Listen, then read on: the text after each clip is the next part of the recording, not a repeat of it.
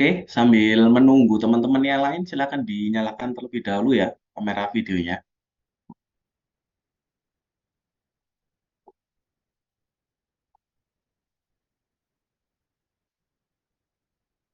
Ini ada yang di tempat magang ya, di magang.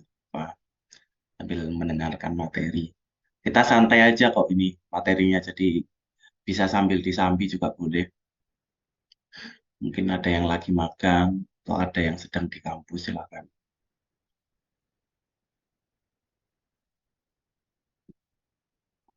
Ya, untuk yang sedang mengalami kendala, apa on cam. Jadi teman-teman yang lain silakan dinyalakan kamera videonya sambil menunggu teman-teman yang lain.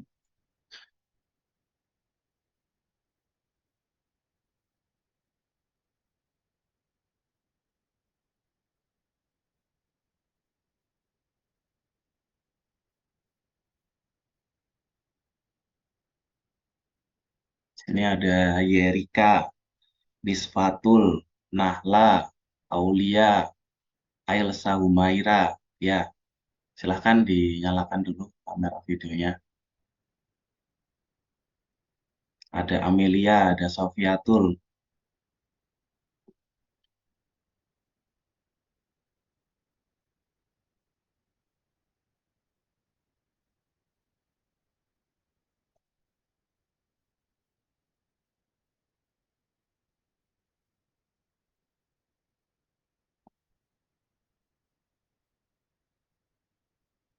Oke, silakan dinyalakan dulu sambil menunggu teman-teman yang bergabung.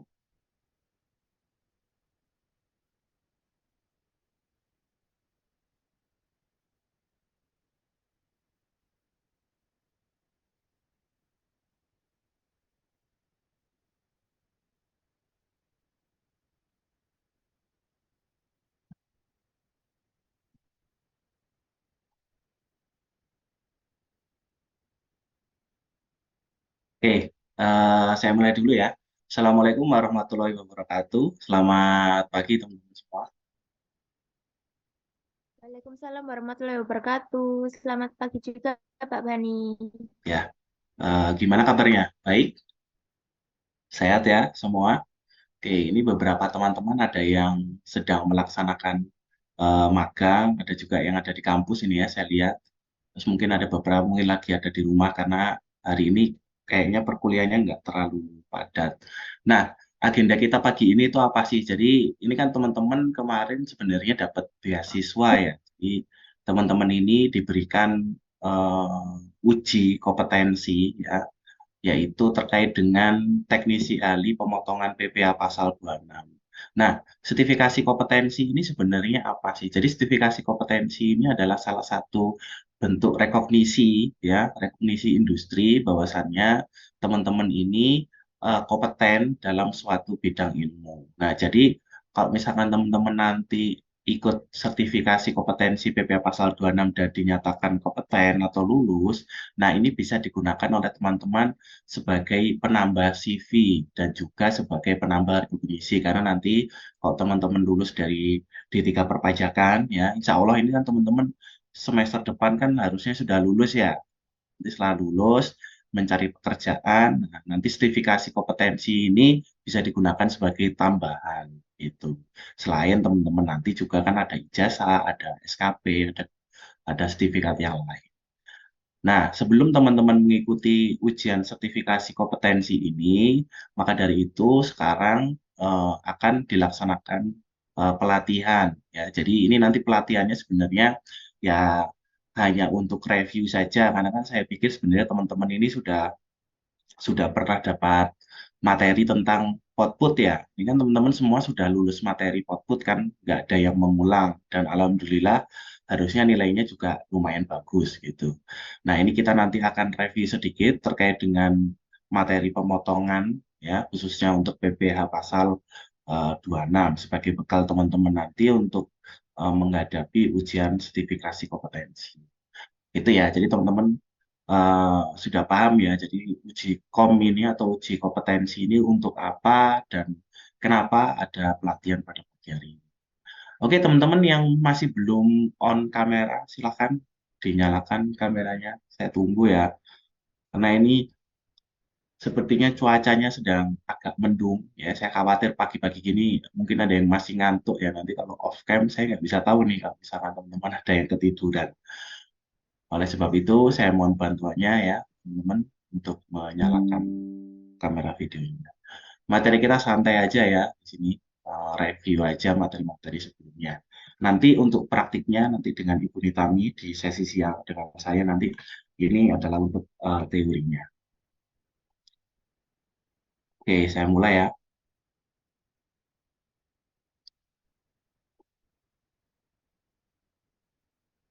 Nah, sebelum kita masuk materi ya terkait dengan apa itu PPh pasal 26 ya, kita harus belajar dulu kan dulu teman-teman waktu apa baru masuk itu kan teman-teman dulu dapat materi pengantar perpajakan ya. Nah, dulu kita sudah belajar sebelum kita masuk pajak penghasilan kita harus tahu dulu definisi pajak itu apa sih. Nah, definisi pajak masih tetap ya nggak berubah teman-teman. Jadi teman-teman nggak perlu belajar lagi ya masih sama salah satu undang-undang KUP ya. Jadi sebuah kontribusi wajib ya pada negara di mana dia terutang oleh orang pribadi atau badan. Nah, ini kan teman-teman berarti sudah belajar konsep tentang subjek pajak. Karena nanti bicara tentang pemotongan ini kita juga harus tahu nih subjek pajaknya ini siapa. Kenapa? Ya, karena nanti akan ada rekognisi antara PPh pasal 26 atau PPh pasal yang lain. Di mana di sini bersifat memaksa berdasarkan undang-undang. Jadi di sini setiap setiap kewajiban pajak ya, itu pasti ada dasar hukum yang melandasi ya. Terus misalkan slide-nya tutup di sebelah kanan. Sebentar saya. Ini sudah muncul semua belum? Sudah ya? Permisi Pak, yang tengah. Oh sudah Pak. Sudah ya? Ya. Iya sudah. Jadi eh, semua kewajiban pajak itu pasti ya di apa? Maksudnya dibarengi dengan ketentuan atau dengan peraturan. Jadi nggak mungkin ada kewajiban pajak tapi nggak ada aturannya. Pasti akan ada.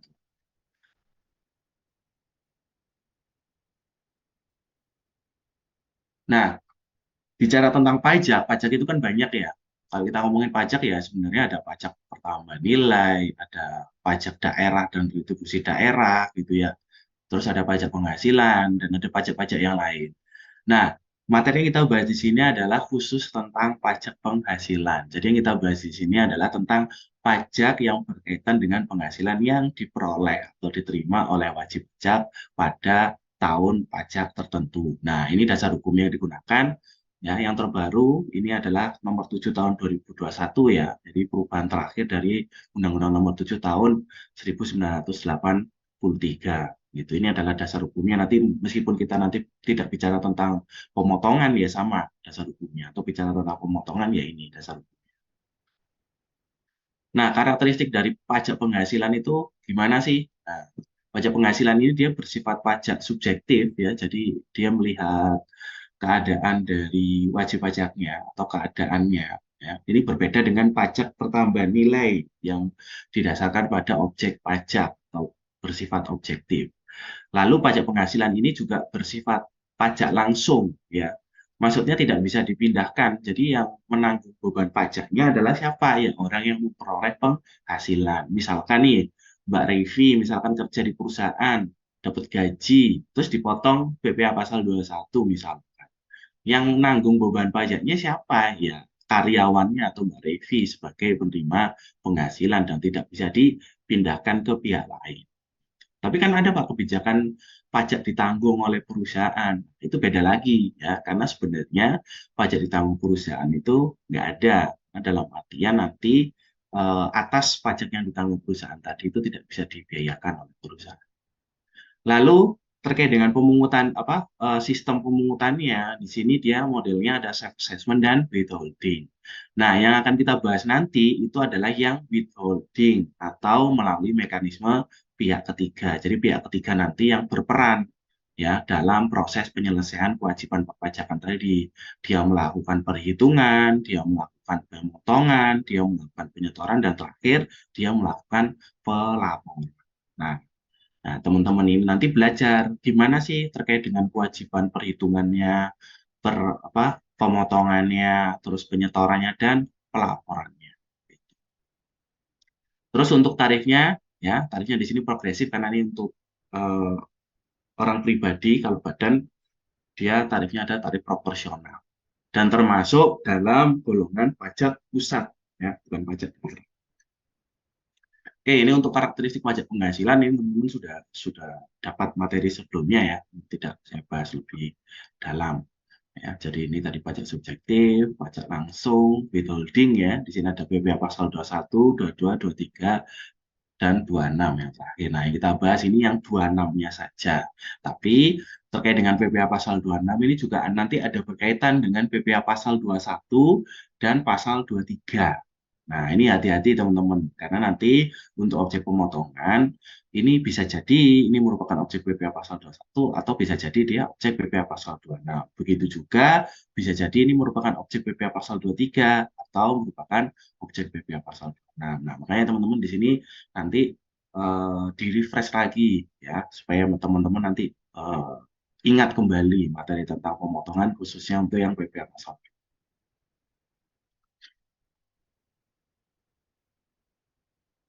Nah, selanjutnya sebelum kita nanti masuk ya terkait dengan pemotongan PPh pasal 26, kita harus tahu dulu nih subjek pajak. Subjek pajak ada berapa ya? Apa aja subjek pajak itu? Ya, satu. Silakan Mas Faisal. Apa satu? Bentar. Yang pertama apa? Subjek pajak Orang pribadi. orang pribadi. Oke, orang pribadi itu siapa sih? Orang pribadi ini ya kita-kita ini ya yang tidak tergabung dalam suatu entitas ya. Maksudnya badan itu kan sekumpulan orang ya yang bergabung menjadi suatu entitas ya. Kalau orang pribadi ya masing-masing seperti kita, betul. Terus yang kedua ada badan ya. Karena Ada kalau ada ya betul ada badan. Terus yang ketiga Warisan. warisan. BUT, ya Pak. warisan yang belum terbagi. Yang keempat Bagian bentuk usaha tetap. ya bentuk usaha. Alhamdulillah ya masih ingat. Karena ini menjadi dasar ya teman-teman nanti bagaimana kewajiban perpajakan atas pemotongan PPh pasal 26 ini kita harus tahu ini subjek pajaknya apa dulu bentuknya. Nah, jadi betul ya, di sini menurut Undang-Undang PPh ya, pasal 2 ayat 1 itu dinyatakan bahwa subjek pajak itu terbagi atas 4 orang pribadi, warisan yang belum terbagi, badan dan BUT. Nah, kenapa kok kita harus tahu masing-masing subjek pajak? Karena masing-masing subjek pajak ini nanti perlakuan pajaknya itu akan berbeda kalau kita bicara tentang pajak penghasilan secara umum ya. Sehingga teman-teman di sini harus bisa merekognisi ini orang pribadi, ini badan atau BUT ya. Karena masing-masing subjek pajak ini nanti akan berbeda. Nah, lalu setelah kita tahu ya macam-macam dari subjek pajak, ya, kita harus tahu kapan sih sebenarnya persyaratan seseorang atau suatu badan itu telah memenuhi syarat sebagai subjek pajak. Yang pertama, kalau untuk orang pribadi itu persyaratan subjektif terpenuhi itu adalah pada saat dia dilahirkan, ya. Jadi teman-teman ini sudah memenuhi syarat sebagai subjek pajak belum? Sudah. Sudah. Ya, karena Sudah, teman-teman Pak. sudah eksis, ya, karena sudah lahir kan ya, beneran ada kan, gitu. Terus selain eh, dilahirkan, sejak dilahirkan, orang pribadi itu telah memenuhi syarat untuk menjadi subjek pajak adalah saat dia berada atau berniat bertempat tinggal di Indonesia. Nah, ini yang nanti perlu menjadi sebuah pertimbangan ya terkait dengan masalah pemotongan PPh pasal 2. Karena terkait dengan masalah subjek pajak ini bukan hanya orang yang dari kecil lahir di Indonesia, tapi bisa saja orang luar negeri mungkin yang tidak lahir di Indonesia, tapi sekarang bertempat tinggal di Indonesia, maka dia memenuhi syarat ya untuk menjadi seorang subjek pajak. Atau dia punya niatan bahkan, misalkan dia baru tinggal di Indonesia baru 1 bulan misal, tapi dia punya niatan, maka dia memenuhi syaratnya sebagai seorang subjek pajak. Nah, untuk orang pribadi ini berakhirnya kapan persyaratan subjektifnya ini? Atau kapan sih orang nggak memenuhi persyaratan subjektif? Adalah saat orang tersebut meninggal dunia. Jadi kalau misalkan kita bicara tentang kewajiban pajak, ya misalkan seorang wajib pajak yang sudah tidak punya penghasilan, kira-kira boleh nggak menghapuskan NPWP-nya? Boleh nggak? Kalau WP sudah nggak kerja, nggak punya penghasilan, boleh nggak NPWP-nya dihapuskan? Boleh, Pak. Boleh. Boleh, boleh. Syaratnya apa? Boleh, syaratnya. Surat keterangan ya, Pak ya? Ayo, surat keterangan. Atau apa? Boleh nggak sih NPWP itu dihapuskan? Saya nggak. Misalkan saya nih, saya, misalkan atau kakek kalian misalkan, punya NPWP. Boleh nggak dihapuskan NPWP-nya? Boleh nggak mengajukan penghapusan NPWP? Lebih ke non-efektif sih, Pak. Oke, kalau non efektif berarti kan NPWP-nya nggak dihapus. Hanya dia tidak perlu lapor SPT aja. SPT tahunannya nggak perlu lapor. Boleh nggak Itu NPWP dihapuskan? dokumen pendukung alasannya menghapuskan PWP. Oke, alasannya apa? Kalau alasannya yang diterima apa Mbak biasanya? Biasanya pensiun. Terus apa ya, Pak ya? Pensiun sih, Pak, dulu waktu saya jadi rawan Ayo. pajak kebanyakan. Ini teman-teman tahun depan lulus loh dari D3 pajak. NPW boleh nggak dihapuskan? Boleh asal meninggal dunia, Pak. Ya, Mbak Kofifa, boleh asal apa? BP-nya sudah meninggal dunia atau meninggalkan Indonesia. Sudah warga negara. Oke, jadi menurut Mbak Kofifa, boleh Pak asalkan BP-nya meninggal dulu atau pergi dari Indonesia untuk selama-lamanya. Iya, betul. Ada satu lagi syaratnya. NPW boleh dihapuskan untuk siapa? Untuk Wanita yang sudah menikah dan iya, mencatat. untuk wanita yang sudah menikah, betul sekali. Jadi terkait dengan masalah subjek pajak, ini orang pribadi kan kita bicara tentang NPWP ya. Seseorang wajib punya NPWP itu kapan? Saat memenuhi syarat subjektif dan objektif. Nah, kalau misalkan seorang BP tidak memenuhi syarat subjektif, maka dia nggak perlu punya NPWP atau dalam artian NPWP-nya boleh dihapuskan. Nah, berarti kalau misalkan ditanya NPWP bisa dihapus nggak? Bisa. Tapi ada tapinya. Syaratnya adalah dia harus meninggal dunia atau meninggalkan Indonesia untuk selama-lamanya. Itu yang pertama, karena dia tidak memenuhi syarat subjektif. Atau alasan yang satu lagi, yaitu untuk wanita yang sudah menikah. Ya, karena di dalam aturan perpajakan itu menganut asas satu kesatuan. Jadi sebenarnya dalam satu keluarga itu ya satu kepala keluarga aja harusnya, nggak ada dua gitu. Sehingga terkait dengan kewajiban perpajakan untuk wanita yang sudah menikah itu bisa digabungkan dengan suaminya. Nah, jadi wanitanya nanti NPWP-nya melebur menjadi satu dengan NPWP suami atau wanitanya apa istrinya tadi memiliki NPWP cabang suami. Ya, jadi ketiga hal itu ya, di mana apa NPWP itu boleh dihapuskan. Di luar itu ya nggak boleh. Walaupun misalkan udah nggak punya penghasilan, gitu, nggak bisa. Nah, NPWP ini melekat seumur hidup. Ya, kecuali ini orangnya meninggal atau meninggalkan Indonesia untuk terus yang kedua adalah warisan yang belum terbagi. Ya. Jadi warisan yang ditinggalkan eh, oleh pemiliknya ya, karena meninggal dunia, tapi belum dibagikan ini menjadi subjek pajak. Nah, berarti nanti untuk penyelesaian kewajiban perpajakannya gimana? Ya, dia nggak ikut siapa-siapa gitu, otomatis. Nah, saat kapan nanti ada peralihan, yaitu adalah saat warisan tersebut selesai dibagikan kepada ahli warisnya, sehingga nanti terkait dengan pemenuhan kewajiban perpajakan baru bisa dialihkan ke pihak yang menerima warisan tersebut. Gitu.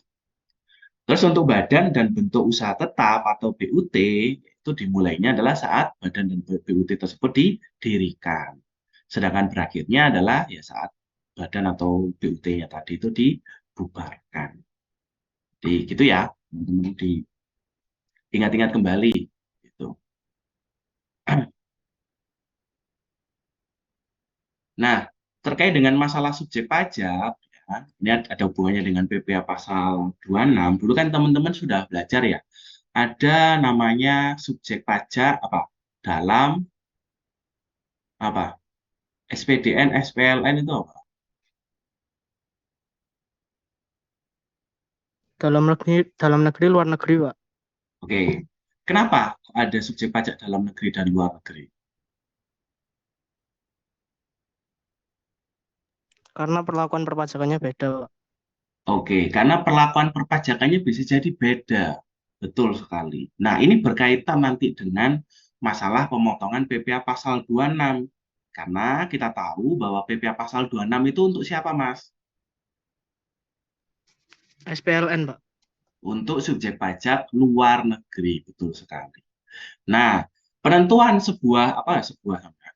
penentuan subjek pajak itu masuk subjek pajak dalam negeri atau luar negeri, kalau di Indonesia itu menggunakan aturan time test. Time test itu apa sih, Pak? Time test itu untuk mengecek ya bahwa seseorang itu apakah menjadi resident atau non-resident. Maksudnya resident itu apa sih, Pak? Maksudnya orang itu penduduk mana?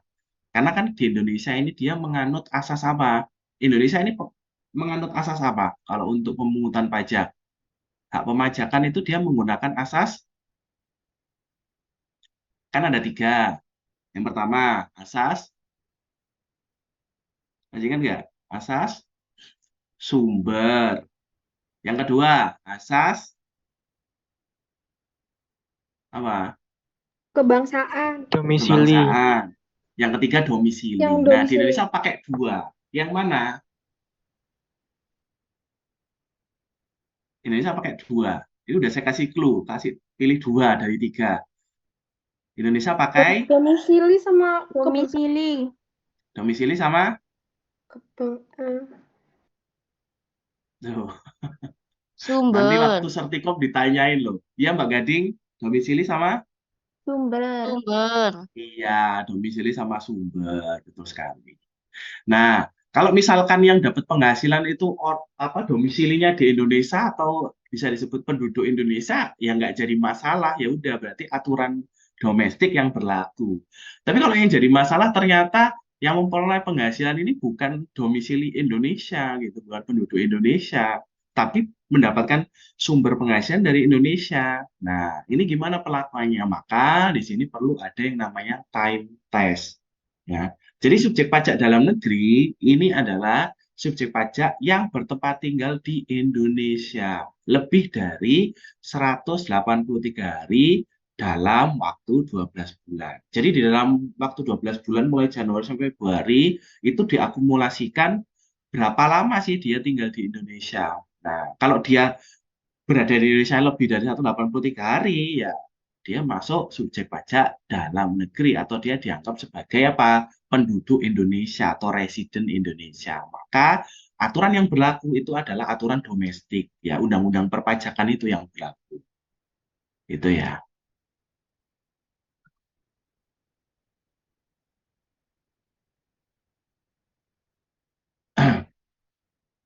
Nah, kalau misalkan nggak lebih dari 183 hari, Pak, gitu, ya maka dia masuk subjek pajak luar negeri. Nah, aturan yang berlaku apa?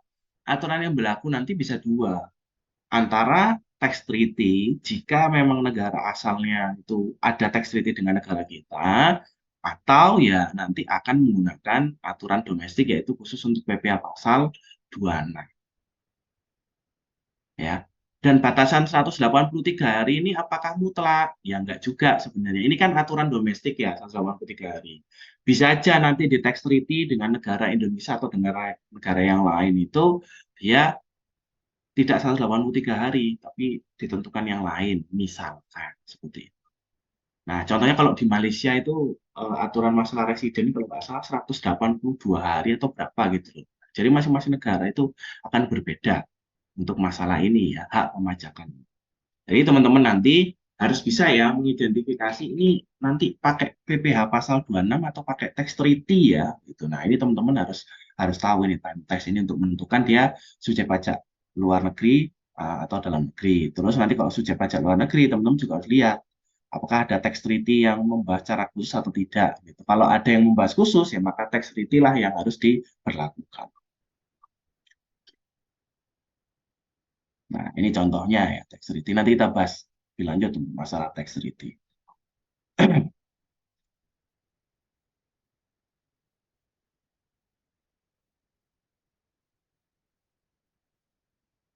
Oke, mungkin sampai di sini ada yang tanyakan dulu. Kalau ada pertanyaan langsung tanya aja loh ya. Bisa nunggu sesi tanya jawab loh. Nggak usah nunggu sesi kuis ya, baru bertanya. Bentar, ini saya ada error.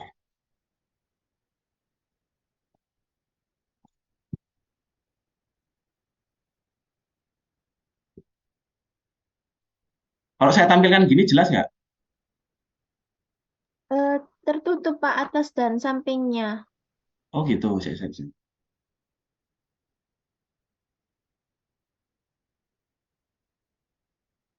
Kalau gini tertutup?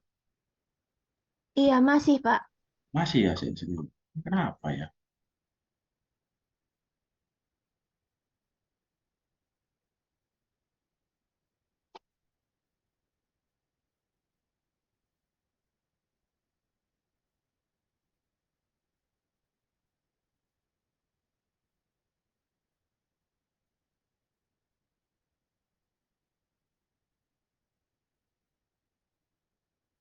Sudah hilang?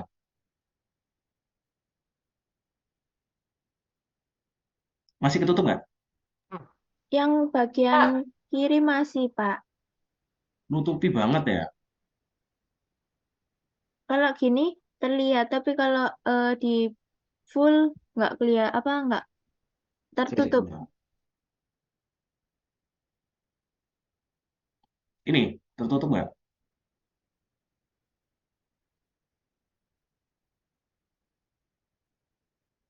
Ketutupan nggak ini? Iya, ketutupan Pak sampingnya. Di minimal aja itu Pak itu kan sebelah kiri. Sudah? Kiri. Sudah. Oke, Sudah lanjut ya. Pak. Ya, kita santai aja ini ya. Ini review, materi review, kok tenang aja. Nggak akan ada kuisnya ujian nanti teman-teman menghadapi Satikom ya. Jadi saya harap teman-teman nanti setelah dapat materi ini, teman-teman bisa ingat kembali ya dari masalah pemotongan PPh pasal 26 gitu. Karena teman-teman dulu put aja lulus kok, masuk PP pasal 26 aja nggak lulus itu ya. Oke, nah tadi kan subjek pajak dalam negeri, terus ada subjek pajak luar negeri. Nah ini siapa ya? Orang yang tidak bertempat tinggal di Indonesia atau tidak berada di Indonesia atau berada di Indonesia tapi kurang dari 183 hari dan memperoleh penghasilan dari Indonesia. Itu ya. Nah ini kebalikannya dari subjek pajak dalam negeri. Nah, nanti kalau dia masuk subjek pajak luar negeri, ya berarti dia akan dikenakan sesuai dengan Undang-Undang PPh Pasal 26 nanti, ya, atau menggunakan tax treaty jika terdapat perjanjian pemajakan antara negara Indonesia dengan negara asal, ya, dari wajib pajaknya tadi. Terus pengecualian sebagai subjek pajak. Nah, ini juga ada pengecualiannya. Ada kantor perwakilan negara asing, ya, ada pejabat perwakilan diplomatik, ya, sepanjang mereka di sini itu nggak punya penghasilan lain selain penghasilannya gajinya dari pekerjaan dia sebagai perwakilan diplomatik. Berarti misalkan ada apa UNICEF, WHO, kantor perwakilan di Indonesia, itu dia dikecualikan sebagai subjek pajak, ya, maka dia tidak punya kewajiban perpajakan asalkan dia tidak melakukan bisnis di Indonesia. Nah, syaratnya juga organisasi internasional tadi. Yang pertama, Indonesia itu harus juga menjadi anggota dari organisasi tersebut. Ya, kalau bukan anggota maka ini tidak perlu. Terus ada pejabat-pejabat perwakilan internasional itu juga asalkan mereka tidak punya penghasilan atau tidak melakukan bisnis di Indonesia. Oke, sekarang kita masuk ke apa ya? Masuk ke kuis ya. Kuis sederhana. Agung lahir dan tinggal selama hidupnya di Indonesia, maka ia adalah Subjek pajak. Subjek pajak. Ya, subjek pajak apa? Dalam negeri. Dalam negeri. Dalam Nah, ini negeri. gampang ya. Lanjut. Mr. Smith pulang pergi Indonesia Amerika selama 1 tahun, tapi lebih lama berada di Indonesia lebih dari 183 hari. Maka Mr. Smith juga merupakan Dalam negeri. Dalam negeri. ya Dalam subjek negeri. pajak dalam negeri. Yang terakhir, Mr. David Wong mulai bekerja di Indonesia bulan Desember 2016, tapi berniat untuk menetap di Indonesia. Maka untuk tahun pajak 2016, Mr. David Wong merupakan Luar negeri. SPLN. Luar Loh, negeri. teman-teman melupakan satu kalimat terakhir. Mr. David Wong sudah punya niat belum untuk bertempat tinggal menetap di Indonesia? Punya niat nggak? Sudah. Kalau punya niatan gitu boleh nggak dianggap Boleh. dia subjek pajak dalam negeri? Boleh, tapi kan belum 183, Pak. Loh, nah kita lihat ya di sini. Iya, ya. Tadi. Mana? Nah, jadi ada 3 terms-nya itu. Dia lahir di Indonesia, dia berada di Indonesia lebih dari 183 hari. Atau dia itu berniat. Jadi nggak 183 hari, tapi kalau dia sudah punya niatan, ya dia masuk dalam kategori apa? Subjek pajak dalam Dalam negeri. negeri. Nah, terus kita tahu ukurnya niatan itu dari mana? Paspor. Masa dari paspor? Paspor lo isinya apa? Bisa. Dari visa, bisa. Misalkan nih, ditulis di visanya. Visanya itu untuk bisnis misalkan. Atau visanya itu untuk liburan. Kalau visanya untuk liburan, kira-kira mungkin nggak dia berniat untuk menetap di Indonesia? Tidak. Tidak. Nah, tidak. Kenapa ya? Karena orang liburan itu biasanya paling lama ya seminggu 2 minggu, Pak, gitu. Masa ada orang liburan berbulan-bulan? Ya ada sih, cuma ya maksudnya ya kecil kemungkinan kan ya sampai 183 hari gitu misalkan. Ya, jadi bisa dilihat dari visa atau izin tinggalnya di sini. Nah, kalau dia memenuhi ketiga syarat tadi, salah satu ya dia masuk dalam subjek pajak dalam negeri. Gitu. Gitu ya, teman-teman, diingat-ingat.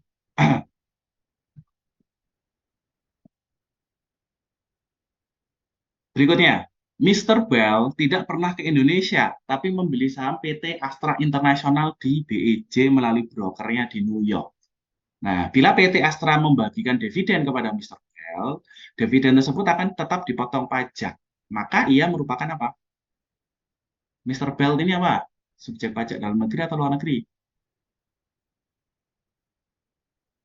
Luar negeri. Ya, luar negeri ya, karena dia nggak sini sama sekali gitu. Ya, tapi dia dapat penghasilan dari Indonesia. Oke. Budi lahir dan tinggal selama ini di Indonesia, namun mulai tahun 2023 ia pergi meninggalkan Indonesia untuk berganti kewarganegaraan Amerika. Maka mulai tahun 2023 ia adalah apa? Luar SPL. negeri. SPLN. Maka ia tidak memenuhi syarat sebagai subjek pajak ya. Nah, dia pergi dari Indonesia untuk selama-lamanya. Dan kalau misalkan dia nanti dapat penghasilan dari Indonesia, ya dia nanti masuk dalam kategori subjek pajak luar negeri. George merupakan pejabat diplomatik untuk negara Swiss di Indonesia. Di sini ia hanya memperoleh penghasilan semata-mata hanya dari gaji yang ia peroleh sebagai diplomat di Indonesia. Maka ia adalah Bukan SP. George ini. Gimana tadi? Kalau ada perwakilan diplomat, maka dia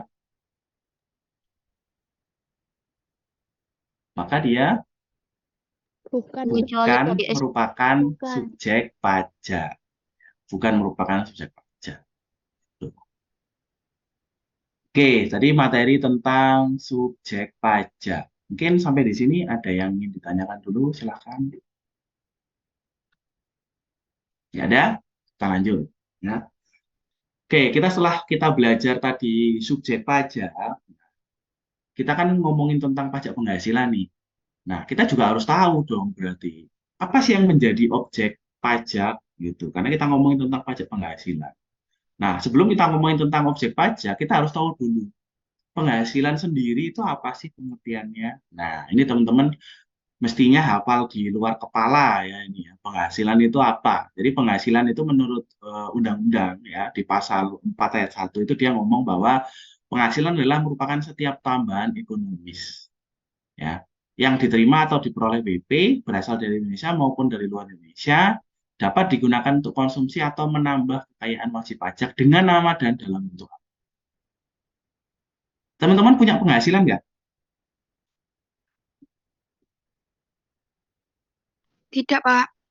Belum. Yakin? Nggak punya penghasilan? Penghasilan dari orang tua, Pak. Apa bentuknya? Uang Uang saku. saku. Sangu. Nah, Dari freelance, Pak. kalau menurut aturan pajak, uang saku itu masuk penghasilan nggak? Masuk sih, Pak. Kalau masuk, Pak, Masuk. kalau Iya. menurut. Tambahan ekonomis kan, dikasih Iya. uang, bisa dipakai jajan, bisa digunakan untuk membeli aset, misalkan dibuat beli mobil, wah uang sakunya banyak sekali berarti. Nah, berarti masuk ke dalam penghasilan gitu. Berarti harus bayar pajak dong. Gimana? Kan dapat penghasilan tuh dari orang tua dalam bentuk uang saku. Berarti bayar pajak? Enggak. Bayar pajak enggak? Enggak. Loh, kenapa enggak bayar pajak?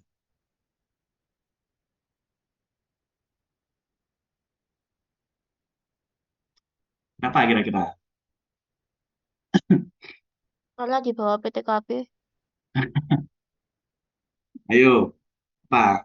Masa karena di bawah PTKP? Tapi ada loh yang uang sakunya mungkin 1 bulan 20 juta gitu misal. Nah, itu kan kalau setahun ya lebih dari PTKP. Kenapa ya? Uang saku. Ayo teman-teman, ingat nggak? Uang saku. Ini berarti mahasiswa harus bayar pajak harusnya ini. Gimana? Loh, sunyi langsung. Enggak, Pak. Karena kan itu bukan pegawai. Loh, karena bukan pegawai. Oke. Ayo teman-teman. Pak, Karena masih satu garis lurus, Pak. gimana? Karena masih satu garis lurus antara orang tua dengan anak. Nah, kalau satu garis lurus, terus kenapa? Bukan bukan objek pajak, Pak. Iya, jadi alasannya adalah karena uang saku itu bukan merupakan objek pajak gitu ya, teman-teman. Tapi kalau ditanya misalkan uang saku itu penghasilan bukan ya penghasilan tambahan kemampuan ekonomis gitu. Ya, itu bukan objek pajak. Nah, berarti teman-teman di sini kan harus belajar lagi nih masalah objek pajak. Jadi di Undang-Undang PPH itu diatur ya terkait dengan penghasilan yang merupakan objek ada di pasal 4 ayat 1, penghasilan yang merupakan objek pajak final ada di pasal 2, 4 ayat 2, terus ada penghasilan yang bukan merupakan objek ada di pasal 4 ayat 3. Nah, contohnya apa pasal 4 ayat 3 tadi? Ya, hibah dari keluarga saudara misalnya. Ya kan dikasih hibah, kasih duit kan sama orang tua ya. Atau teman-teman dapat beasiswa misalnya. Ada yang di sini dapat apa? KIP, Kartu Indonesia Pintar, ya kan nggak bayar SPP tuh, dikasih uang saku setiap semester. Nah itu bukan objek pajak ya, karena masuk dalam pengertian beasiswa gitu ya. Jadi terkait dengan masalah objek pajak ini, teman-teman harus belajar lebih lanjut ya di pasal 4 ya, pasal 4 ayat 1, pasal 4 ayat 2, dan pasal 4 ayat 3. Itu karena kita nanti bicara tentang objek pemotongan. Nah, kita harus tahu dulu itu ya apa saja yang menjadi objek pajak. Nah, setelah kita bicara tentang bentar. Setelah kita bicara tentang tadi ya masalah objek pajak dan sebagainya, terus gimana sih sebenarnya mekanisme pemotongan ini? Jadi kan sistem pemungutan itu kan ada yang sifatnya withholding dan self assessment. Kalau yang withholding ya berarti pemotongannya ini dilakukan oleh pihak ketiga atau ada 3 pihak yang terlibat. Nah, terkait dengan pemotongan PPh pasal 26, ini ada kaitannya juga dengan yang pertama adalah pemotongan apa? PPh pasal 21. PP pasal 21 itu apa sih? Pasal 21 itu adalah pajak penghasilan yang dikenakan atas apa? Atas gaji, atas upah, atas honor, tunjangan, dan pembayaran lain dengan nama dan bentuk apapun. Berkaitan dengan apa? Berkaitan dengan pekerjaan yang pertama, ya kalau dia jadi karyawan, dia jadi apa misalkan tenaga ahli, ya, atau berkaitan dengan jasa, misalkan ada jasa, penyerahan jasa. Dan yang terakhir, atau berkaitan dengan kegiatan. Misalkan ada kegiatan lomba, ada kegiatan seminar, mendatangkan pembicara, terus ada honornya. Nah, itu nanti masuk objek PPh pasal 21. Kalau yang memperoleh penghasilan tersebut adalah orang pribadi. Nah, pemotongan PPh pasal 26 ini juga berlaku ya di objek PPh pasal 21 bagi penerima penghasilan yang merupakan apa? Subjek pajak luar negeri. Misalkan ada konser misalnya, ada konsernya Coldplay kemarin, itu juga akan dipotong pajak. Nah, dipotong pajaknya apa? Ya PPh pasal 26 karena Coldplay kan subjek pajak luar negeri. Gitu. Nah, makanya teman-teman di sini harus bisa nanti membedakan antara subjek pajak dalam negeri dan luar negeri. Supaya apa ya? Supaya nanti bisa merekognisi ini masuk pemotongan yang mana. Gitu. Nah, teman-teman tahu tarif PPh pasal 26 itu berapa tarifnya? 20%. Iya, 20%.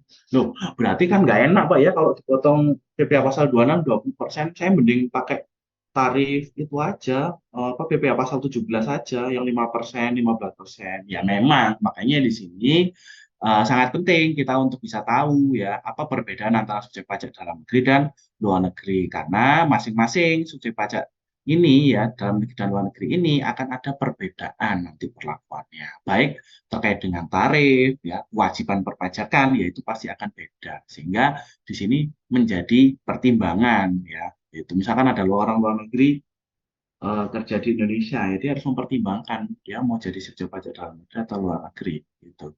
Ya, ini yang pertama. Jadi berkaitan dengan PPh pasal 21. Terus yang kedua, atau berkaitan dengan PPh pasal 23. Apa saja objek pemotongan PPh pasal 23? Ada dividen, ada bunga, ada royalti, dan yang terakhir adalah jasa. Jasa selain yang setelah dipotong PPh pasal 21. Kalau sudah dipotong PPh pasal 21 ya udah nggak dipotong PPh pasal 23. Nah, yang dimaksud jasa di PPh pasal 23 ini apa? Kan sama ya, jasa di PPh 21 juga ada. Jasa PPh pasal 23 ini adalah untuk jasa yang diberikan oleh wajib pajak badan. Nah, kalau orang pribadi PPh pasal 21, kalau badan PPh pasal 23. Nah, di sini juga berkaitan juga nanti dengan pemotongan PPh pasal 26. Saat apa? Saat penerima penghasilannya tadi itu adalah subjek pajak luar negeri. Nah, jadi gampang ya teman-teman, langkahnya itu harus diidentifikasi dulu dia subjek pajak dalam negeri atau luar negeri. Kalau luar negeri ya udah dia adalah dipotong PPh pasal 26. Atau menggunakan tax treaty kalau misalkan dia ternyata ada perjanjian pajak dengan negara yang bersangkutan. Itu ya. Oke, itu tadi skema pemotongan PPh yang ada di Indonesia. Nah, ini selanjutnya kita bahas sedikit ya untuk hukum pajak internasional. Oke, mungkin sampai di sini ada yang ingin ditanyakan dulu? Nggak ada? Lanjut ya. Oke, jadi perpajakan internasional itu pengertiannya apa sih? Ya, ini jadi ada beberapa pengertian ya. Ini ada yang ngomong bahwa ini adalah aspek internasional terkait dengan hukum pajak penghasilan ya dari beberapa negara. Terus ada juga yang ngomong bahwa perpajakan internasional ada kesepakatan perpajakan yang berlaku di antara negara yang mempunyai persetujuan penghindaran pajak berganda. Nah, sebenarnya pajak hukum internasional ini digunakan untuk apa sih? Jadi gini teman-teman. Sekarang ini kan kalau kita ngomongin tentang batas negara, itu kan sebenarnya udah hampir nggak ada ya. Dalam artian gini, orang Indonesia itu sangat mudah atau sangat mungkin atau sangat bisa untuk bisa mendapatkan penghasilan dari luar Indonesia. Atau bahkan orang dari luar Indonesia juga sangat mungkin sangat bisa untuk dapat penghasilan dari Indonesia. Ya, misalkan nih, Saya contohkan, misalkan ada orang Indonesia terima order ya jasa desain misalkan dari warga negara Amerika misalkan. Nah, ini kan berarti ada bahwa lintas negara ini sudah tidak menjadi persoalan lagi kalau kita bicara tentang masalah perolehan penghasilan. Sehingga sangat dimungkinkan ya orang yang berada di luar Indonesia itu mendapatkan penghasilan dari negara Indonesia atau begitu juga sebaliknya. Nah, sehingga di sini perlu adanya kesepakatan ya, perlu adanya perjanjian pajak antara kedua belah negara atau beberapa negara. Untuk apa? Ya tentunya untuk mengatur terkait dengan hak pemajakan. Nah kan pasti kita kan mikir ya, kok misalkan ada orang Amerika terima penghasilan dari Indonesia terus dia dipajakin. Itu kan sebenarnya akan jadi perdebatan dalam artian, loh siapa yang punya hak untuk memajaki ini? Gitu. Kantornya loh di Amerika. Cuman sih memang kliennya banyak di Indonesia misalkan. Nah, ini perlu adanya kesepakatan hak pemajakan. Jadi di Indonesia dan Amerika nanti membuat persetujuan, ya. Ini nanti kalau misalkan ada warga negaraku dapat penghasilan dari negaramu, maka harus dipotong sekian, dan itu menjadi hak negara Indonesia misalkan. Nah, sisanya baru nanti untuk negara Amerika. Nah, makalah di sini muncullah yang namanya pajak internasional atau istilahnya di sini tax treaty atau perjanjian pajak, ya, antara negara satu dengan negara yang lain. Nah, jadi di sini disebutkan bahwa adalah suatu perbuatan hukum yang mengikat negara-negara di bidang perpajakan. Bentuknya di sini bisa persetujuan, tax treaty, atau mode of application, atau mutual agreement procedure. Nah, ini yang paling umum adalah tax treaty ya, jadi perjanjian antara kedua negara untuk terkait dengan perlakuan perpajakan bagi warga negara atau residen yang memperoleh penghasilan di luar negara. Nah, sejauh ini ada tax treaty dengan 58 negara. Jadi Indonesia punya perjanjian pajak dengan 58 negara. Atau ini sekarang berapa ya jumlahnya? Teman-teman penasaran coba dicek berapa jumlahnya yang masih aktif. Apakah masih 58 atau tambah atau berkurang? Nah, ini di sini adalah dimensi perpajakan internasional. Nah, ini kalau misalkan ya wajib pajaknya, subjek pajaknya dalam negeri, penghasilan dari dalam negeri, ya, maka ini perpajakan domestik yang akan berlaku ya, undang-undang PPh dan sebagainya. Tapi kalau misalkan yang memperoleh penghasilan ini adalah subjek pajak luar negeri, ya, tapi penghasilan dari dalam negeri, berarti ini ada di kuadran yang pojok kiri atas. Nah, ini sudah masuk ke ranah pajak internasional, ya. Atau misalkan di sini subjek pajaknya dalam negeri, tapi penghasilannya dari luar negeri. Nah, ini juga ranahnya adalah perpajakan internasional. Nah, Indonesia kebetulan menganut yang pojok kiri atas dan pojok kanan bawah. Nah, ini karena menganut sistem asas sumber dan asas domisili. Nah, sedangkan yang ekstrateritorial, ini adalah subjek pajaknya luar negeri, penghasilannya juga dari luar negeri. Ini nggak ada. Di Indonesia nggak seperti itu menurutnya.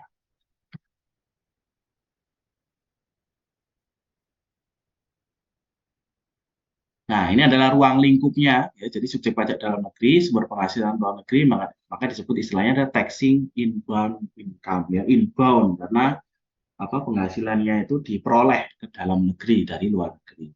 Sedangkan di sini untuk subjek pajak luar negeri dengan sumber penghasilan dalam negeri disebut dengan taxing outbound income, ya, karena penghasilannya dibawa ke luar negeri dan kita melakukan hak pemajakan. Nah, ini ya contohnya. Pemajakan transaksi internasional. Nah, ini misalkan nih, ada orang negara D itu punya saham di negara S, perusahaan di negara S. Terus perusahaan di negara S ini mengirimkan dividen ke ahli yang ada di negara D. Nah, bagaimana cara negara S mengenakan pajak atas penghasilan dividen? Ya. Nah, diskusi kita di sini adalah ya maka perlu adanya perjanjian pajak ya internasional dalam bentuk tax treaty tadi supaya mengatur siapa yang punya hak pemajakan dan berapa tarifnya. Itu nanti di tax treaty akan diatur seperti itu. Jadi berapa tarifnya, lalu siapa yang punya hak pemajakan, itu akan diatur secara rinci di dalam tax treaty tadi. Sehingga nanti tidak akan terjadi pemajakan berganda. Maksudnya pemajakan berganda itu gimana Pak? Misalkan nih, teman-teman dapat penghasilan dari negara Amerika, di sana dipajakin, terus di sini juga dipajakin lagi, gitu, dengan tarif yang normal. Nah, berarti kan sama aja teman-teman ini bayar pajaknya double. Nah, untuk menghindari hal tersebut, maka perlu ada yang namanya tax treaty tadi supaya diatur. Oh, nanti di negaramu dikenai pajak tapi ya 10% aja deh gitu. Nanti di negaraku dia 10% juga misalkan. Gitu. Jadi tujuan dari perjanjian pajak internasional itu adalah untuk itu.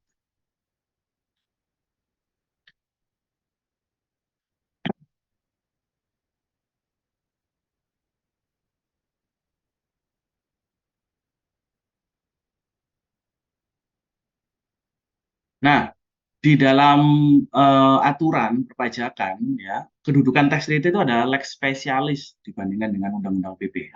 Jadi saya contohkan tadi, misalkan dia subjek pajak luar negeri, berarti kan dikenakan PPh pasal 26. Tapi kita harus cek dulu tax treaty-nya. Gimana di tax treaty? Sama nggak dengan PPh pasal 26? Kalau nggak sama, maka yang dipakai adalah yang tax treaty. Karena tax treaty ini dianggap lex specialis. Ya, sehingga lebih diutamakan. Yang dipakai adalah tax treaty. Nah, teman-teman di sini nanti dalam prosedurnya, misalkan nih, ada transaksi dengan subjek pajak luar negeri atau warga negara asing. Saat akan melakukan pemotongan PPh, teman-teman harus ngecek dulu tax treaty-nya. Teman-teman harus minta dulu paspornya, paspor dari warga negaranya tadi. Paspor Amerika, dicek tax treaty-nya. Objek pajaknya sama atau enggak tarifnya. Kalau sama ya udah terus. Tapi kalau nggak sama, berarti teman-teman harus ngikutin yang ada di tax treaty tersebut. Misalkan di PPh pasal 26 kan 20%. Ternyata di tax treaty diatur bahwa tarifnya itu bukan 20%, tapi 15% misalkan. Ya, kita ikut yang tax treaty 15%. Sesuai dengan domisili dari warga negara asingnya tadi yang dibuktikan dengan paspor. Nah, ini adalah beberapa daftar mitra P3B Indonesia yang berlaku efektif ada 58 negara. Nah, ini mestinya sekarang harusnya sih udah nambah. Coba dicek ya. Jadi ada berapa tax treaty kita. Nah, jadi di sini untuk mengidentifikasi prosedurnya yang pertama adalah kita identifikasi dulu ya. Subjeknya gimana, SPLN atau SPDN, objek pajaknya apa kita lihat ya. Terus tentukan pajak menurut Undang-Undang PPh ya, masuk PPh pasal 26 atau tax treaty ya sama atau enggak, ada terutang PPh atau enggak. Kalau enggak terutang ya udah stop. Tapi kalau terutang, kita lihat nih, P3B diterapkan atau enggak. Maksudnya tax treaty-nya tadi loh, ada atau enggak. Kalau enggak ada, pelakuan pajak menurut Undang-Undang PPh. Atau ya kita menggunakan Undang-Undang Domestik tadi, Undang-Undang PPh pasal 26. Tapi kalau iya, kalau terjadi konflik dengan Undang-Undang PPh, yang terjadi adalah ya kita menggunakan pilih pedoman khususnya, yaitu tax treaty. Itu ya. Ini secara garis besar langkah-langkah ya penentuan. Karena ini kan teman-teman nanti ujian sertifikasi ini bukan hanya ujian teori ya. Kalau ujian teori kan cuma tes tulis gitu ya. Ini juga nanti akan ada ujian praktik. Nah, berarti teman-teman harus bisa menjalankan SOP-nya ini. Diidentifikasi dulu penghasilan ini masuk objek pajak bukan? Oh ya masuk. Subjeknya harus ditentukan. Terutang PPh enggak? Oh terutang. Dicek dulu ada tax treaty atau enggak antara negara lawan transaksi. Kalau ada, dicek ada konflik enggak? Oh ada konflik, berarti ada konflik pakai yang tax treaty. Kalau tidak ada konflik ya sudah, berarti jalan terus gitu. Nah, ini teman-teman harus bisa menjalankan SOP-nya, bisa menjelaskan karena nanti ada wawancaranya juga ya. Jadi teman-teman harus tahu nanti langkah-langkahnya itu seperti apa. Nah, langkah-langkahnya itu seperti ini ya.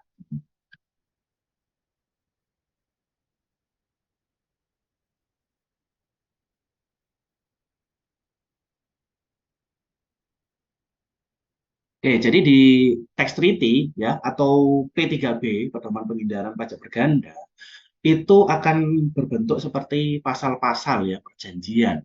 Yang pertama itu bicara ruang lingkup ya, definisi, substansi, terus anti penghindaran pajak, metode penghilangan pajak berganda dan lain-lain. Jadi secara umum isi dari tax treaty ya urutannya ini gitu. Nah, khususnya kalau kita bicara tentang, kita kalau mau ngecek misalkan tarifnya royalti untuk PPh Pasal 26 warga negara asing apa Amerika, itu berapa sih, itu lihatnya di mana? Lihatnya di substansi ya. Di situ akan diatur. Penghasilan royalti akan dikenakan di negara di mana diperoleh penghasilan dengan tarif 10% misalkan. Nah, itu tempatnya ada di substansi. Jadi teman-teman harus ngecek di tax treaty itu di berapa tarif yang berlaku untuk objek pajak penghasilan yang diperoleh oleh perusahaan oleh wajib pajak yang bersangkutan atau subjek pajak yang bersangkutan ya, di substansi tempatnya. Nah, ini urutannya ya. Personal, terus kalau substansi ada immovable property, business profit, ada shipping, associate enterprise, ya, ada dividen, interest, royalty. Nah, itu tempatnya di substansi penghasilannya atau objek pajak penghasilan itu apa aja di situ dia. Oke, sekarang kita masuk ke soal ya. Zhang Fei, warga negara Cina, mengikuti kompetisi Sudirman Cup di Indonesia dan mendapatkan hadiah sebesar 25.000 US dollar sebagai juara satu. Berapakah PPh Pasal 26 yang harus dipotong oleh pihak penyelenggara jika kurs mata uang yang berlaku adalah 14.000? Oke, silakan dihitung. Berapa ya pajaknya?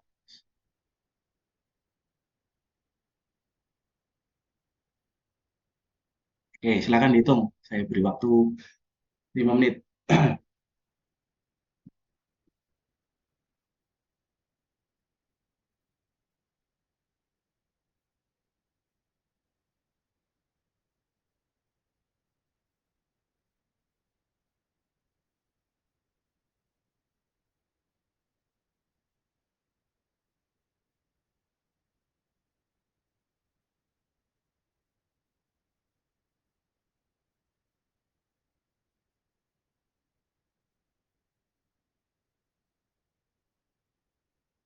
Puluh juta, Pak. 70 juta. 70 atau 72? 7 70 juta. Oke, kita lihat.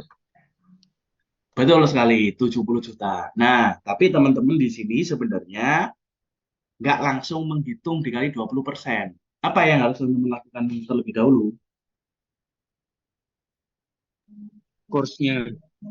dikali Oh, 14.000. ngecek apa dulu loh tadi loh, SOP-nya Cari gimana? aturan dari P3B, Pak. Iya, cek dulu tax treaty-nya. Warga Cina dengan Indonesia. Misalkan nanti diatur tuh di tax treaty. Penghasilan terkait dengan kegiatan lomba hadiah itu akan dikenakan pajak sebesar 15% misalkan. Loh, berarti kan nggak berlaku yang PPh Pasal 26 20% gitu loh. Ya, jadi kalau ini ujiannya tulis kayak gini, ya ini jawabannya betul seperti ini. Tapi kalau ini misalkan ujiannya adalah ujian wawancara, ini kan teman-teman harus mempertanyakan dulu tax treaty negara Indonesia sama negara Cina gimana terkait dengan perlakuan pajak atas penghasilan hadiah lomba gitu misalnya. Ya, jadi diingat-ingat. Tapi kalau misalkan ini ujian tulis, sepanjang nggak ada informasi misalkan masalah tax treaty, ya ini normal jawabannya ya 70 juta. Itu ya, teman-teman. Karena ujian Stikom ini nanti ujiannya ada ujian wawancara juga. Jadi teman-teman harus memperhatikan hal-hal kecil tadi, detail. Tapi betul, jawabannya adalah 70 juta. Berikutnya, tuh, udah ada jawabannya. Sebentar.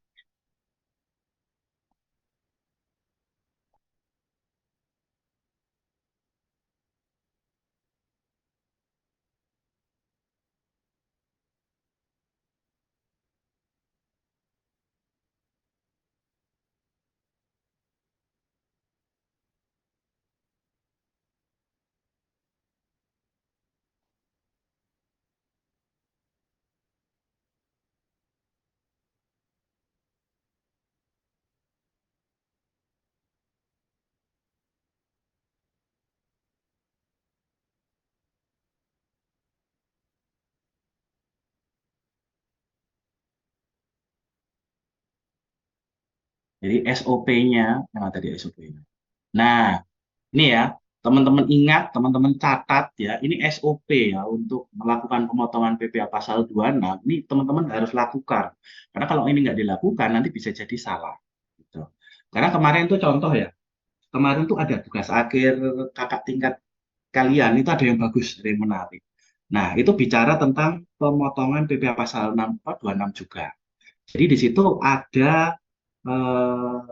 ada dispute ya, istilahnya ada pertentangan terkait dengan masalah pemotongan ya penghasilan bahwa menurut wajib pajak ini harusnya tidak dipotong pajak gitu karena dia baca tax treaty itu di tax treaty itu ngomong bahwa penghasilan tertentu tersebut itu tidak dipotong pajak. Nah, tapi menurut otoritas pajak itu dipotong gitu. Nah, ini menjadi menarik teman-teman kasus terkait dengan penerapan P3B ini ya. Karena apa ya? Karena dalam aturan ataupun di dalam tax treaty tadi itu kita juga harus teliti ya. Kira-kira ini dalam tax treaty ini dia maksudnya apa ngomongnya. Karena kalau kita misalkan salah menerjemahkan, yang terjadi adalah akhirnya kita nanti dianggap tidak melaksanakan kewajiban perpajakan. Nah, itu kemarin akhirnya sampai pengajuan keberatan ya, namun ternyata BP-nya kalah ya, karena memang dia salah apa istilahnya menerjemahkan ya aturan yang ada di dalam tax treaty waktu itu. Jadi gitu ya. Jadi teman-teman harus menjalankan SOP ini untuk PP pasal 26. Memang untuk PP pasal 26 ini sebenarnya mudah ya karena memang satu tarif ya. Tapi yang jadi problem adalah teman-teman harus paham. Karena di sini kita bicara tentang hak pemajakan ya, di mana di situ termuat di dalam dokumen yaitu namanya perjanjian pajak antara negara Indonesia dengan negara tujuan. Jadi ini harus diperhatikan ya untuk masalah penentuan hak pemajakan. Oke, soal kedua. Mike, warga negara Amerika merupakan karyawan asing di PT Global Koputindo. Mike sudah menikah dan memiliki anak. Ia mulai bekerja di Indonesia pada bulan Januari 2023. Bulan Februari 2023 ia mendapatkan gaji 105 juta. Bagaimana kewajiban perpajakannya?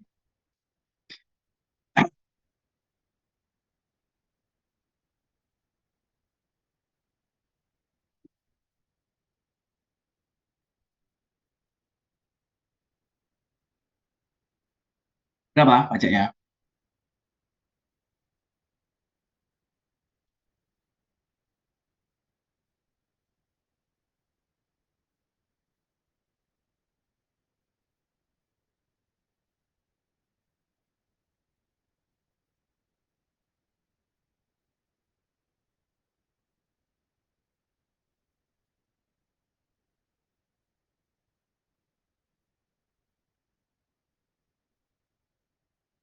Sudah? 21. Berapa? 21. 21. Iya, jawabannya adalah 21 juta. Ya. Nah, ini juga sebenarnya harus dicek dulu ya. Jadi SOP-nya adalah teman-teman kalau misalkan nanti ujian ya, ujian ditanyain. Nah, teman-teman harus bisa menjelaskan tadi apa skema yang tadi saya tampilkan. Kalau ujiannya tulis gampang, ya udah tinggal kali 20%. Tapi kalau ujiannya adalah ujian wawancara, ya teman-teman harus bisa menjelaskan. Yang pertama, harus diidentifikasi dulu penghasilannya. Apa? Diidentifikasi dulu subjeknya. Subjek pajak apa ini dia? Oh, si pajak luar negeri. Diidentifikasi lagi penghasilannya. Penghasilan apa? Oh, penghasilan dividen atau royalti misal. Apakah terutang pajak? Iya, terutang pajak karena termasuk penghasilan yang merupakan objek pajak. Jika sudah, dicek lagi. Ada nggak aturan tax treaty antara kedua belah negara? Oh, ada. Ada konflik nggak sama aturan domestik? Oh, nggak ada konflik, ya udah, nggak masalah. Oh, ada konflik. Konfliknya di mana? Oh, tarifnya. Tarifnya gimana? Tarifnya ternyata lebih besar atau lebih kecil. Nah, maka yang diterapkan adalah yang tarifnya lebih besar atau lebih kecil tadi sesuai dengan yang ada di tax treaty. Ya, jadi SOP itu harus dijalankan ya teman-teman gitu nanti saat melaksanakan ujian sertifikasi kompetensi BPA pasal 26. Oke, itu tadi ya sekilas materi untuk BPA pasal 26.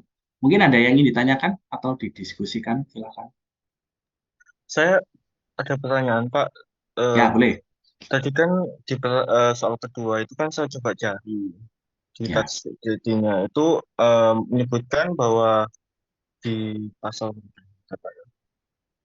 Pasal artikel 15 Independent Personal Service itu di poin 1 huruf B itu kan ya, disebutkan bahwa ketika seseorang tersebut berada di di negara lain yang memiliki perjanjian dengan ini kurang dari 120 hari selama 12 bulan berturut-turut, maka in case only so much the income atau penghasilannya itu yang dikenakan pajak dari negara lain.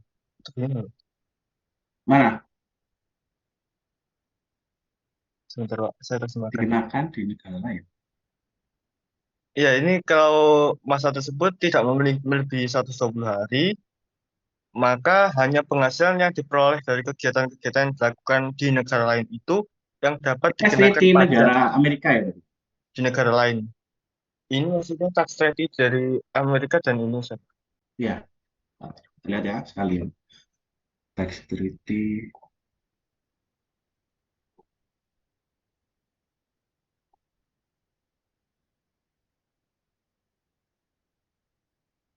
Artikel Artikel 15, 12.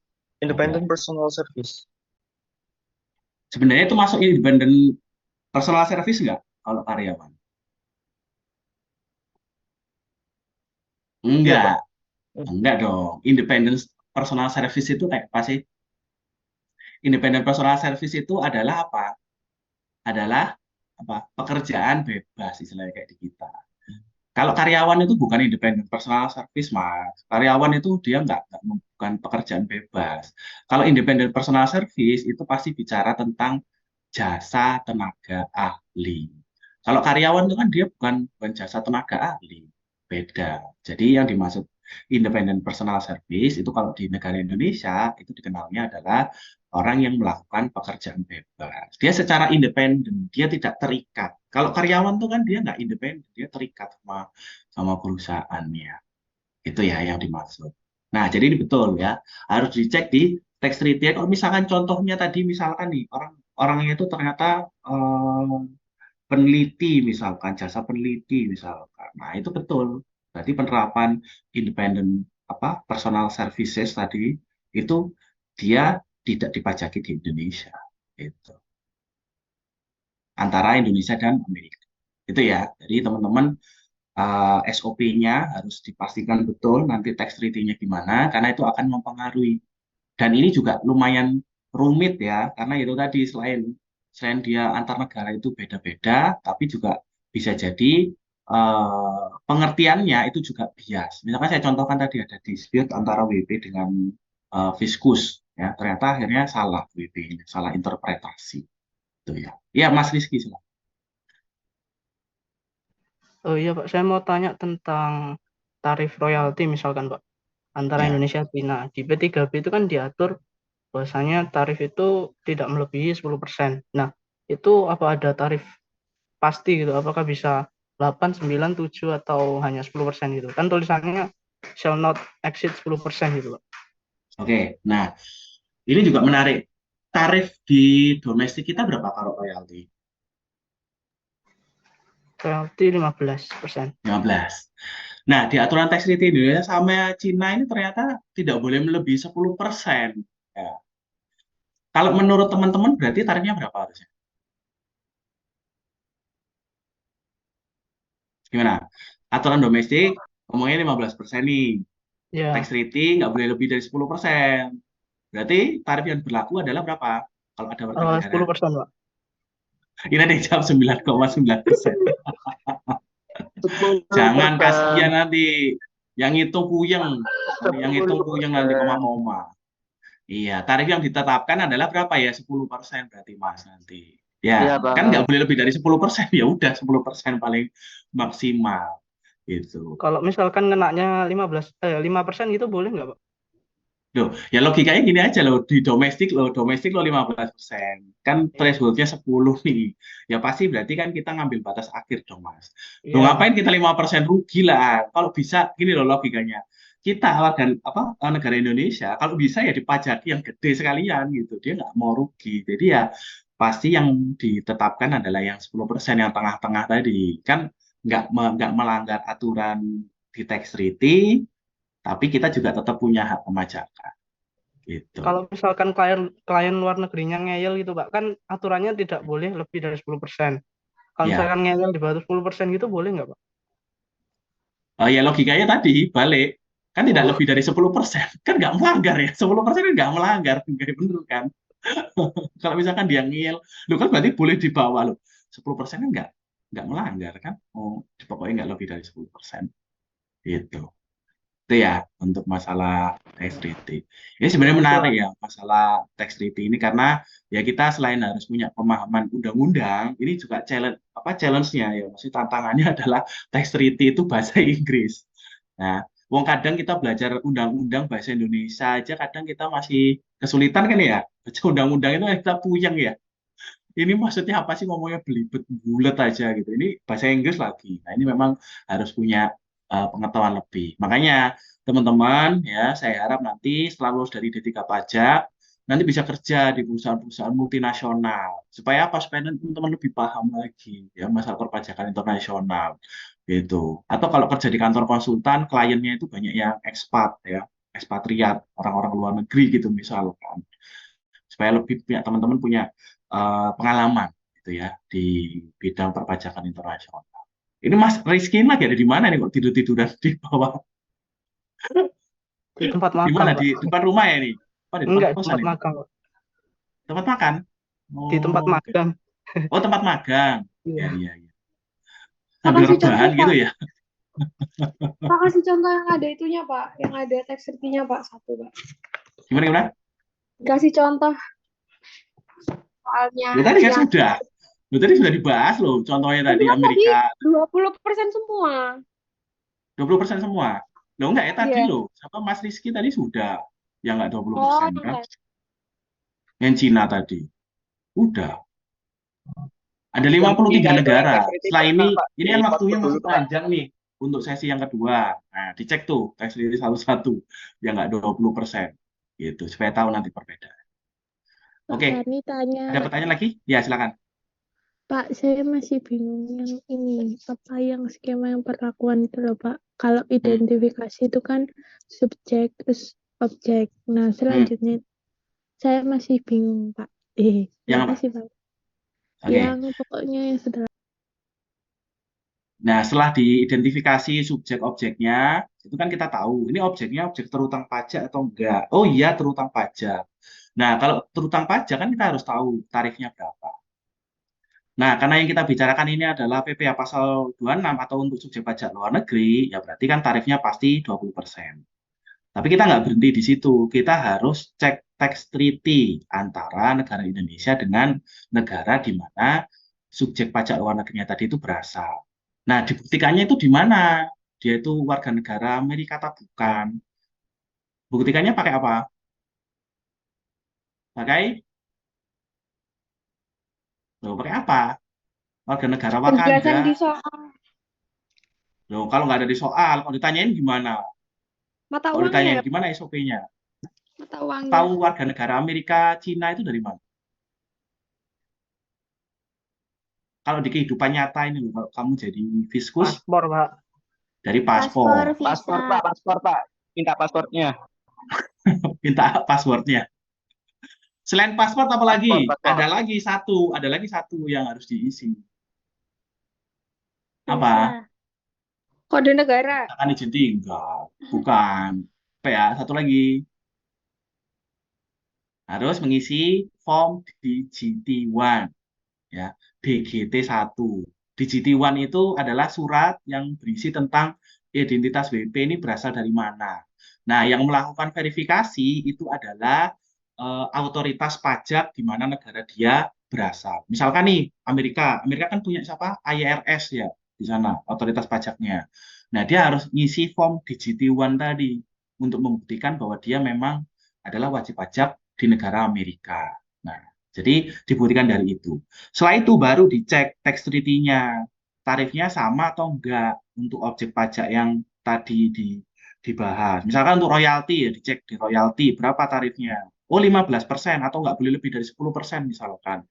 Nah berarti kan ada konflik nih antara undang-undang domestik sama tax treaty. Yang undang-undang domestik ngomongnya 20%, tax treaty ngomongnya nggak boleh lebih dari 10%.